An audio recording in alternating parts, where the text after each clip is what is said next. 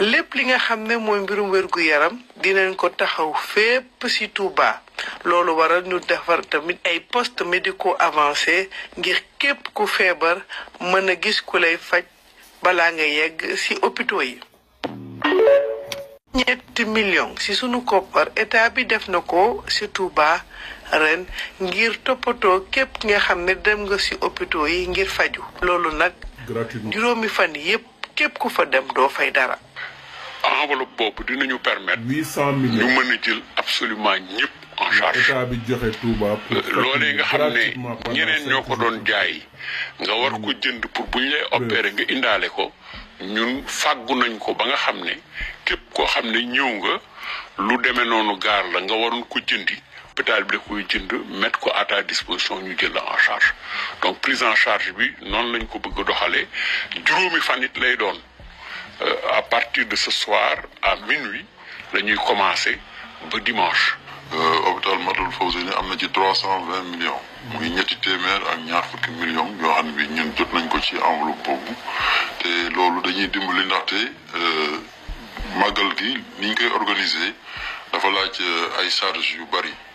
yoo xam ne bi ñun ñoo ko daan féetewoo ndax daan na si joxe naam waaye bi yoon yokk lu naan joxe ndaxte charge yi day dem ba ci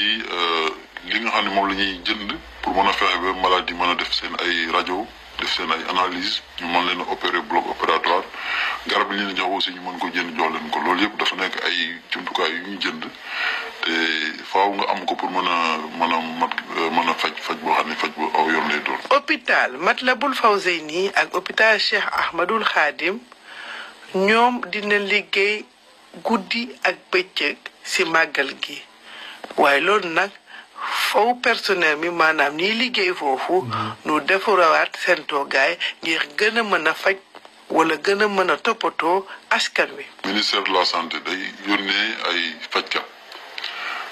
fu mel ni tam hôpital Tivaouane dañuy yónnee ay fajkat yoo xam ñuy ñëw ak waa SAMU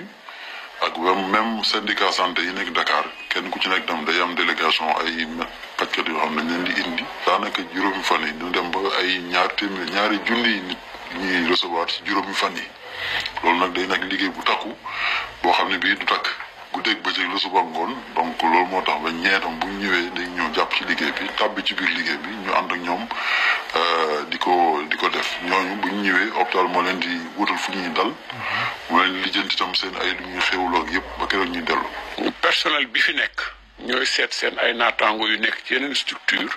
ñu waxtaan ci ak ñoom ñu ñëw jàppale leen mais li ëpp ci liggéey bi